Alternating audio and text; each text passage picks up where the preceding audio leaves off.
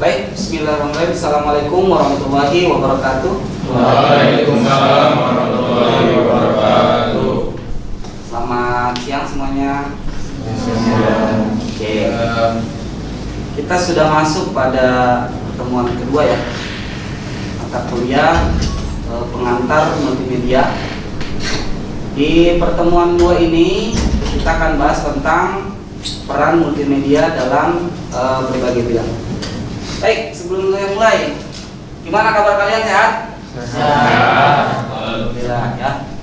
Jadi kita hari ini harus lebih fokus lagi, sebab nanti kalian juga akan mengamati beberapa video ya yang akan saya tampilkan.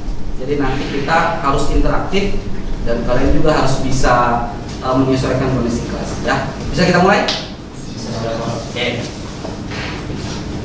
Baik, mahasiswa sekalian, di pertemuan 1 kan kita sudah membahas tentang apa itu multimedia, kemudian unsur-unsur multimedia ya. Saya ucapkan terima kasih, kemarin kalian sudah menjawab kuis ya, kuis ringan yang sudah saya siapkan kemarin di Ayu. Semuanya sudah input jawaban semua ya? Ya, terima kasih. Walaupun ada beberapa mahasiswa yang last minute ya, tolong jangan diulangi. Kalian harus lebih gercep lagi ya pengerjaan di Ayu, sebab nanti penilaian objektif juga itu berdasarkan dari Ayu. Oke, mahasiswa sekalian, ini capaian pembelajaran sub CPNK 1 menjelaskan pengertian dan unsur-unsur multimedia ya, teks, gambar, audio, video, animasi, interaktivitas, serta peran multimedia dalam berbagai bidang. Ini kemampuan akhir yang diharapkan. Yang pertama, mahasiswa mampu menjelaskan peran multimedia dalam berbagai aspek. Kemudian yang kedua, memberikan contoh penerapan multimedia. Jadi pembelajaran kita pada hari ini diharapkan kalian paham bagaimana sih, apa sih peran dari multimedia dalam kehidupan sehari-hari. Kemudian yang kedua adalah kalian bisa memberikan contoh ya, contoh dari pengaplikasian atau pengimplementasian multimedia. Ini bahan kajian kita pada hari ini.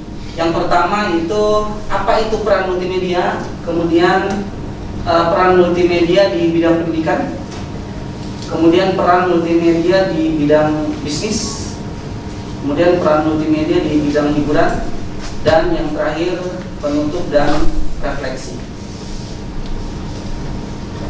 Nah, sebelum kita mulai, ini ada quotes of the day. In the digital age, multimedia is the language of the world. Di era digital, multimedia adalah bahasa dunia. Ini menurut om saya, Kevin Kelly, pendiri White Magazine. Oke. Ubur-ubur ikan lele. Kita lanjut le ya. Ada cakep-cakepnya ini ya. Langsung. Oke, mahasiswa sekalian, sebelum kita mulai, silakan dilihat. Ini ada video.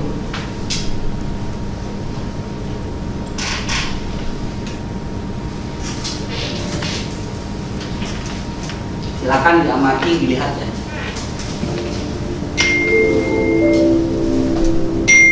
Belum ya?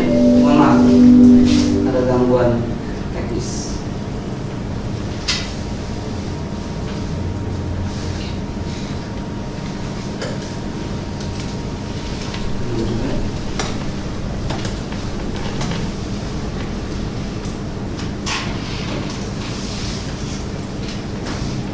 Oke, silakan dilihat.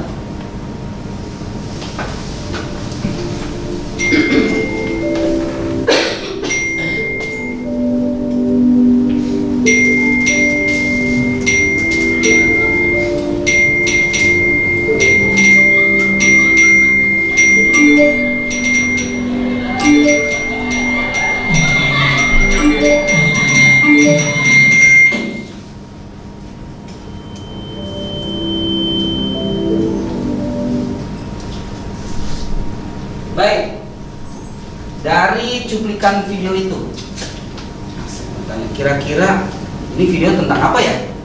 Ada yang bisa jawab? Saya Pak, Ya, dia dibully Pak, bully. dia Dibulinya menurut kamu melalui apa ya? melalui sosial media. Sosial media. Ya. Ada yang bisa memberikan satu kata lagi kalau ngebully di internet itu namanya apa ya?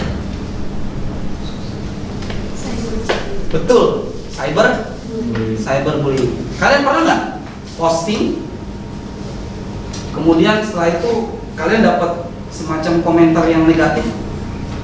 Pernah? Kalau komentar dengan teman ya teman sih biasa aja ya. Tapi kalau misalnya anonim, apaan sih? Muka pas-pasan kayak gitu posting misalnya. Pernah seperti itu? Mudah-mudahan tidak ya. Nah, ini salah satu bagaimana multimedia ini sangat-sangat signifikan ya terhadap emosional seseorang. Ya, seperti yang kalian tahu bahwa multimedia itu penerapan dari berbagai media. Ada dari teks, apalagi audio, video, apalagi animasi, satu lagi suara. Itu tadi suara audio. Ayo ulangi lagi. Ada teks, ada audio. Audio itu apa? Suara. Ada video, ada ada animasi. Jangan lupa satu lagi. Bukan Inter Milan. Interkoneksi. Ya, itu dia.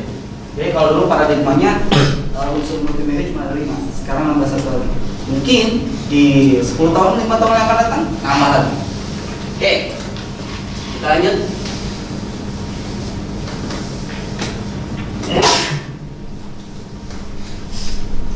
Oke, sekarang saya mau tanya, siapa yang kira-kira? Zahra. Oke, Zahra, apa alat multimedia yang biasa kamu pakai sehari-hari, Zahra? Handphone, apa lagi?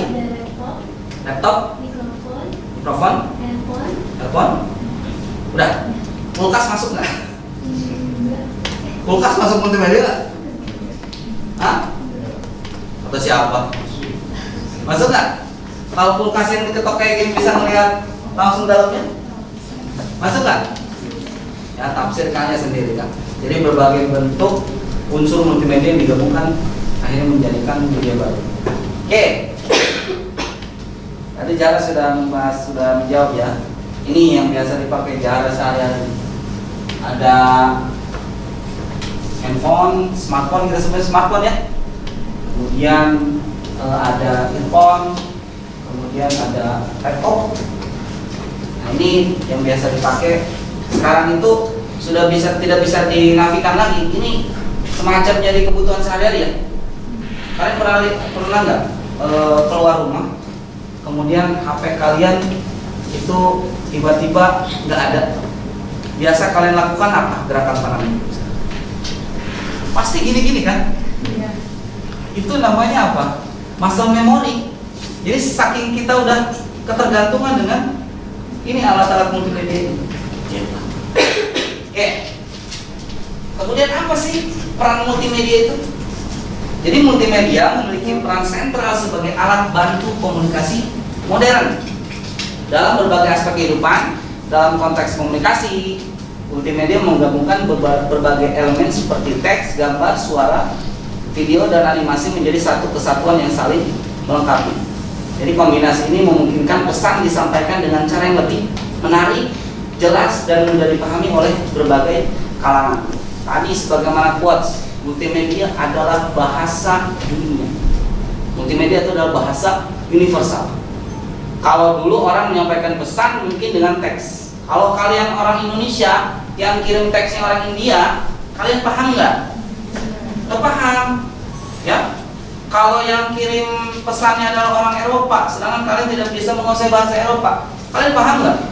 Nggak bakal paham. Contoh, kalian lihat poster, misalnya poster tentang kampanye cyberbullying.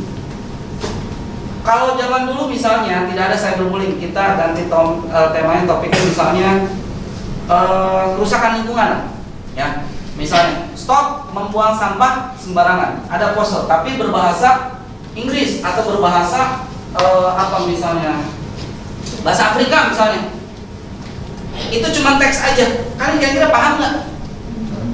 Tapi sekarang perpaduan ada selain teks apa? Gambar, animasi, sehingga apa yang kita lihat, oh iya ya. Sebagai salah satu contoh tadi video yang telah saya tampilkan, yang tadi video ya, ada animasi yang menggambarkan seorang remaja memposting sesuatu, tetapi akhirnya dikomen secara negatif, terus maka dia akhirnya menjadi stres. Nah dari situ itulah bahasa universal. Jadi tidak ada lagi gap antar bahasa. Jadi peran multimedia itu adalah alat bantu komunikasi modern. Apalagi sekarang kalau kalian tahu, ada earphone yang langsung translate dual language. Pernah dengar?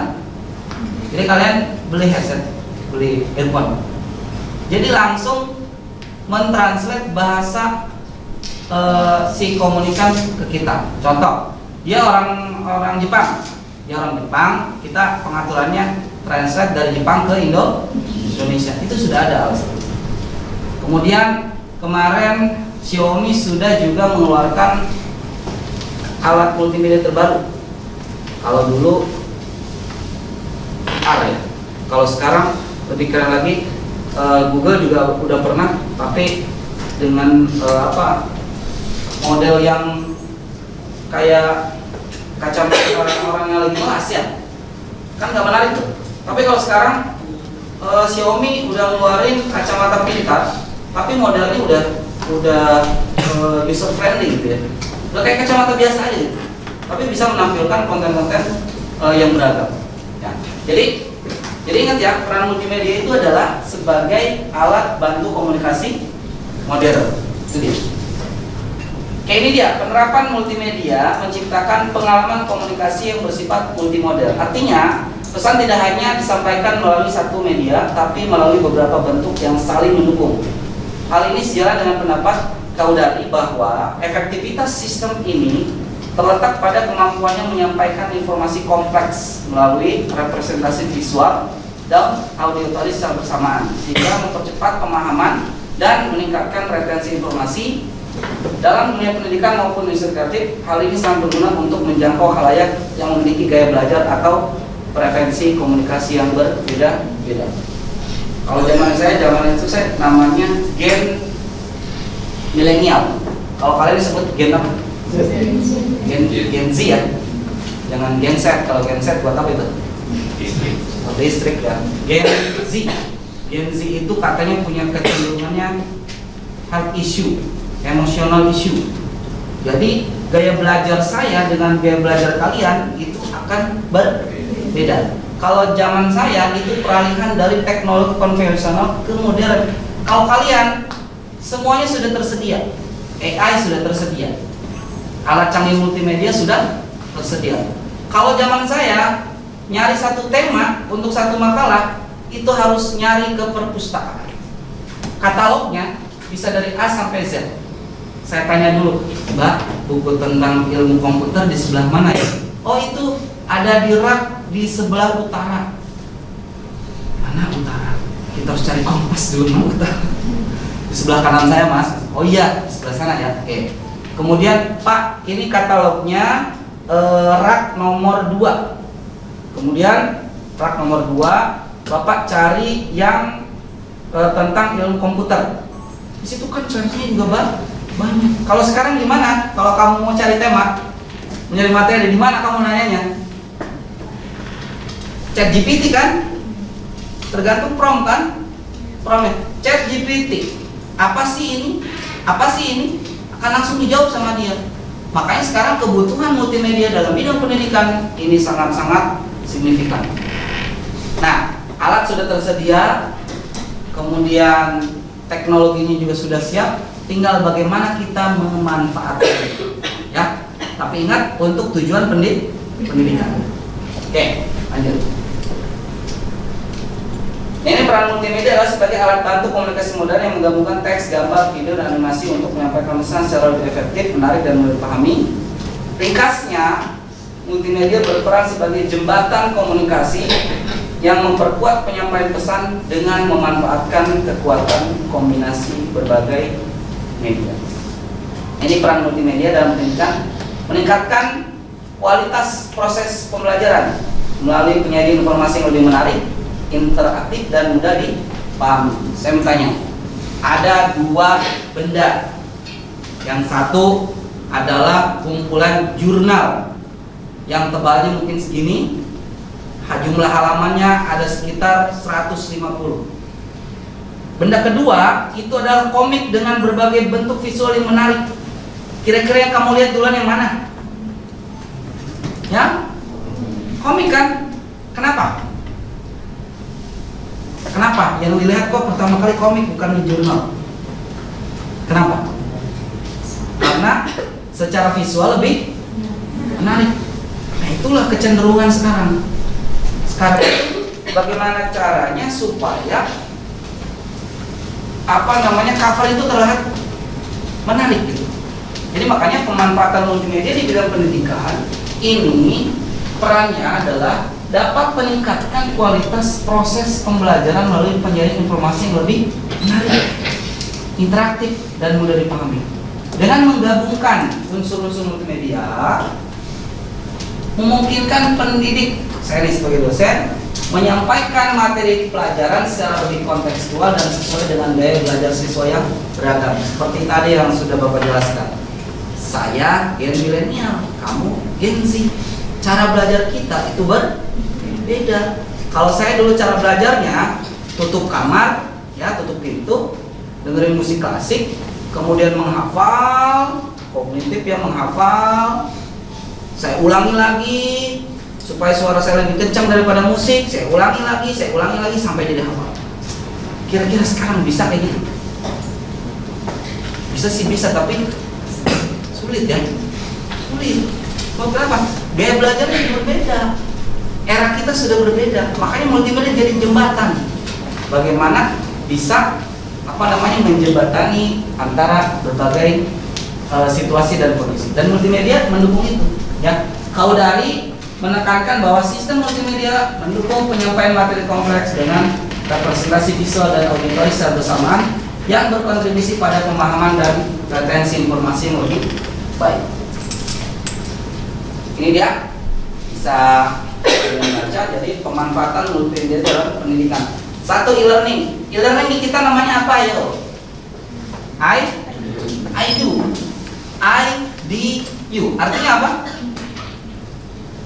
IDU singkatan dari apa? IDU. I-learning education. Punya tuh. Di kampus lain nggak tahu. Di kampus lain itu LMS. Kita punya IDU. Sama apa enggak? Sama, secara sistem sama. Cuman istilahnya berbeda. Ya, kalau kita memang kampus yang aspek teknologinya memang sudah tinggi ya. Nah, kemudian yang kedua, simulasi pembelajaran interaktif dan AR, VR dalam kelas masa depan. Nah, ini e-learning ya. E-learning bentuk pembelajaran yang memanfaatkan teknologi informasi dan komunikasi untuk mengakses materi belajar secara fleksibel. Saya tanya Anda, pengalaman kalian belajar di IDU. Di IDU kita bisa ngapain aja? Di IDU kita bisa ngapain aja? Kalian semester ini pakai IDU nggak? Pakai. Fitur di IDU ada apa aja? Ada apa aja fitur di IDU? Ada forum diskusi? Ada kan? Forum diskusi ada. Kuis? Ada. Ujian tadi pakai IDU? Iya, itu dia. Jadi memungkinkan mahasiswa bisa belajar menggunakan platform multi. Oke, ya. E-learning. Yang kedua, selain itu menurut Arsyad, penggunaan multimedia sebagai media pembelajaran dapat memotivasi siswa dan menciptakan pengalaman belajar yang lebih bermakna. Oke, nih apa yang kamu lihat?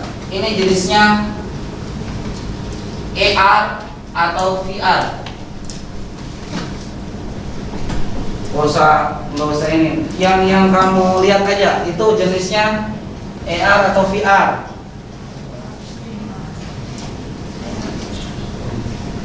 Oke, belum bisa jawab juga, belum ada pembanding. VR atau AR? VR, berarti gambar yang tadi AR. Belum tahu kan perbedaannya AR dengan VR? Oke, check it out. Ini dia AR, memungkinkan penggabungan elemen digital ke dalam dunia nyata melalui perangkat seperti smartphone atau tablet sehingga memperkaya pengalaman belajar secara langsung dan kontekstual. Saya pernah beli buku buat anak saya, Tuntunan Solar.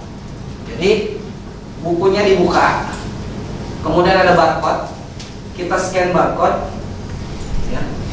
Kita scan barcode, nanti di handphone kita itu muncul animasi berbentuk 3D. Misalnya, saya ganti lagi barcode-nya. Oh iya, cara ruku, kita play. Kemudian, oh ini cara sujud, kita play. Jadi itulah yang dinamakan dengan AR. Ya, tahu kali? Tahu ya? Sudah pernah melihat? Oke, kemudian yang kedua, ini VR, virtual reality, menciptakan lingkungan virtual imersif yang memungkinkan mahasiswa masuk ke dalam simulasi ruang belajar 3 dimensi. Jadi kalau AR tadi itu medianya adalah smartphone, laptop dan sebagainya, gadget ya. Kalau VR itu lebih kepada kacamata pintar, itu VR ya. Dua-duanya apakah lebih baik VR atau AR? Tergantung. Kita nggak bisa menjudge VR atau AR lebih baik, tergantung dari kebutuhan. Tapi biasanya kalau VR ini memang kebutuhannya lebih apa namanya? Belum semua ya, belum semua institusi pendidikan ini juga bisa menggunakan VR ini.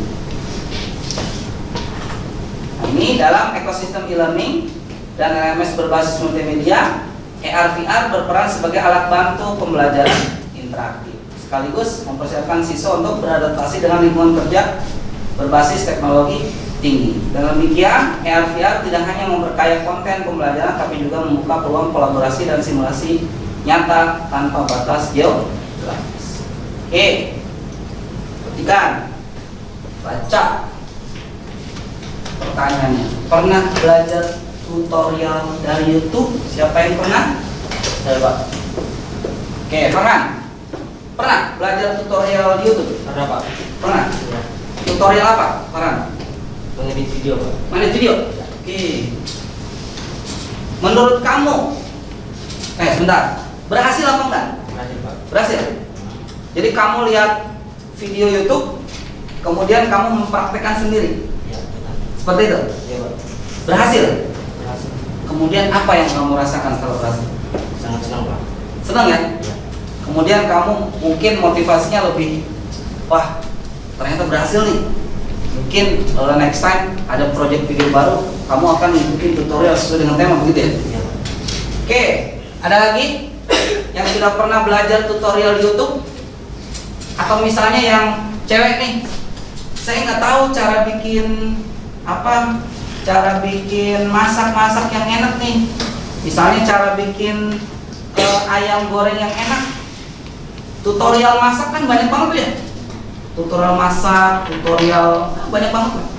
Itu pengalaman belajar dari YouTube saja itu sudah bisa terbukti bahwa itu dapat meningkatkan motivasi belajar. Jadi ini dia manfaat multimedia dalam pendidikan. Satu, mempermudah pemahaman materi, meningkatkan motivasi belajar. Tadi Farhan.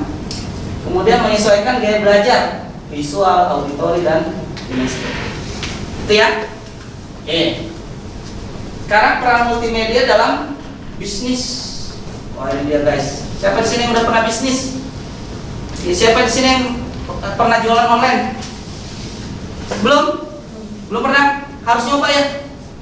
Jualan apa kek? Jualan kerudung gitu, jualan apa?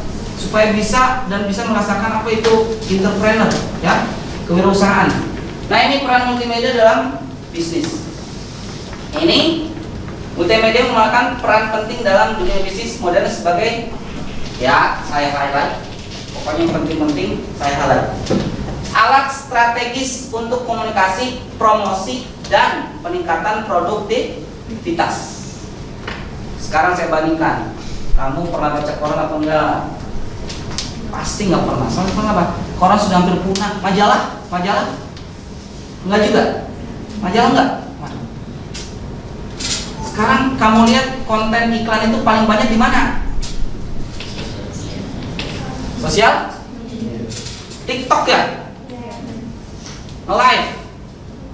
Ayo kakak, tap-tap dong kakak. Layarnya di tap-tap supaya harganya juga muncul kakak. Ayo di keranjangnya, ayo tap-tap lagi. Tap-tap itu yang sekali ya. Tap-tapnya berkali-kali. Terus apa lagi? Ayo komen mau, gitu ya? Iya. Supaya harganya turun gitu ya. Padahal ini permainan algoritma. Supaya apa? Supaya harganya naik, ya kan? Algoritma juga naik gitu. Bisaan tuh ya, konten-konten TikTok gitu. Jadi harganya mungkin dia naikin dulu, bisa jadi kan? Ayo kakak di tap-tap lagi. Nah, itu salah satu bentuk bagaimana multimedia berperan dalam bidang bisnis. Ini kalau dari menekankan pentingnya desain sistem multimedia yang user friendly.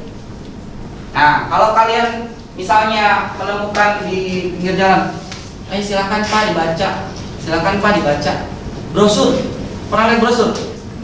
Brosur yang isinya daftar harga, nomor, nama barang misalnya motor, kemudian cicilan, ya. Yang fotokopiannya itu warnanya merah atau biru, ya. Secara visual menarik nggak? Boring, ya. Boring banget kan ya. Apa ini nih? Apa nih? Cicilan ringan dan lain sebagainya. Paling ada apa? Remes-remes di uang. Sekarang konten multimedia itu nggak pakai lagi kayak gitu. Itu udah jadul banget. Multimedia sekarang itu serba user friendly, menyesuaikan dengan zaman. Ya, seperti tadi TikTok. Gitu. Jadi unsur multimedia sekarang yang tadi brosur, pakainya unsur multimedia apa? Cuma satu doang kan? Apa itu? Teks kan? Kalau enggak cuma gambar motor doang, kan cuma dua doang. Tapi kalau TikTok semuanya dipakai. Suara manusia, suara hewan, suara apa lagi? Suara voice over dan sebagainya, sound effect dan sebagainya, semua dipakai. Gambar, animasi dan sebagainya, semua dipakai. Akan lebih menarik. Nah, ini pemanfaatan multimedia dalam bisnis. Yang pertama, presentasi perusahaan atau video profile, digital marketing, pelatihan berbasis multimedia. Oke, saya punya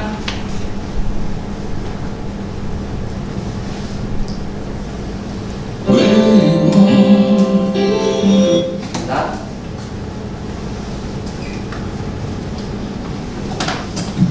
Ini video ini ya, iklan.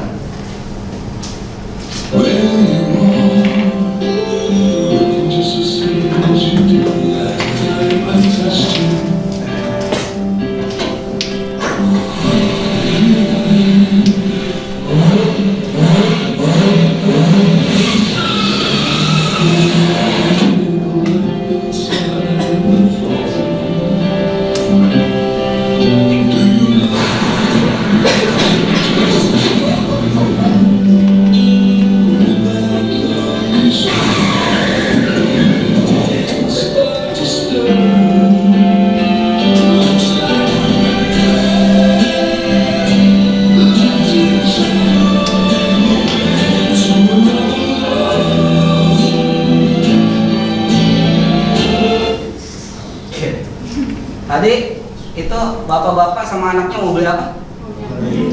Mobil second apa baru? Bekas siapa? Nenek-nenek ya? Bapak dan anak itu pikir, mobilnya masih bagus, masih cakep. Ternyata habis dipakai drag sama nenek-nenek ya. Luar biasa. Itu membuktikan bahwa kekuatan iklan itu emang keren banget, ya kan?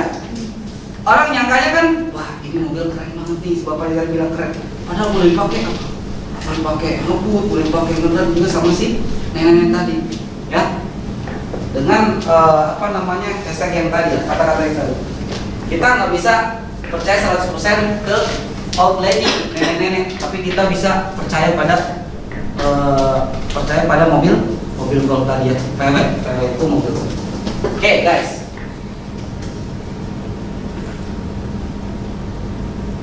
Tadi sampai bisnis ya. Oke, ini dampak multimedia dalam bisnis. Yang pertama, meningkatkan brand awareness, kemudian efisiensi komunikasi internal dan eksternal multimedia, kemudian menarik minat konsumen melalui media visual. Ya. Jadi itu ya cukup dipahami ya untuk pemanfaatan multimedia di bidang bisnis. Kemudian ini peran multimedia dalam hiburan. Oke, singkat saja, lihat. Itu apa itu? Netflix. Yang kedua, ML. Bukan efek. Bukan. Ini apa? TikTok. Ini platform apa ya semuanya? Entertainment. Ini platform untuk nonton. Ini main game. Ini media sosial. Zaman saya dulu nggak ada ini. Hiburan itu ke pasar malam aja. Zaman pasar sekarang justru paradigma hiburan sudah berubah. Makanya multimedia menyediakan hiburan-hiburan yang makin relevan dengan situasi dan kondisi privasi masing-masing, ya kan? Kalian nggak harus loh. Kalian itu nggak harus yang namanya keluar rumah untuk bisa menikmati hiburan. Cukup chill and Netflix, gitu kan? Asal kalian punya uang, kemudian kalian bisa berlangganan konten Netflix dan nggak usah kita ke bioskop, ya kan? Sudah tersedia semuanya. Kalau kalian butuh hiburan, permainan, ya udah main ML aja sama teman-teman, gitu kan?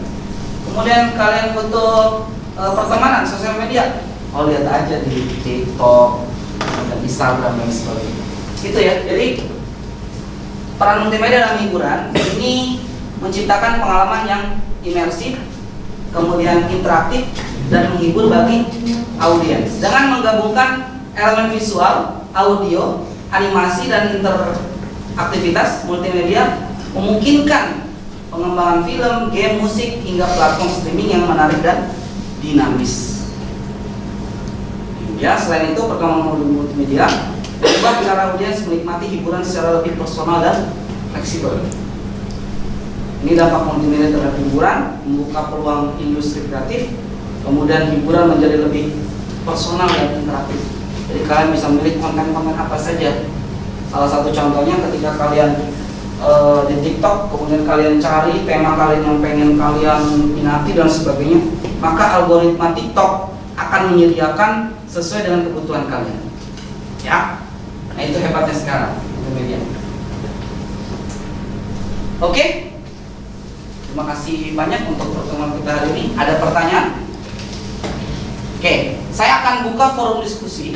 Ya, akan buka forum diskusi. Silakan nanti kalian bisa berdiskusi dan juga mengerjakan tugas harian pertemuan di Aidura Harja.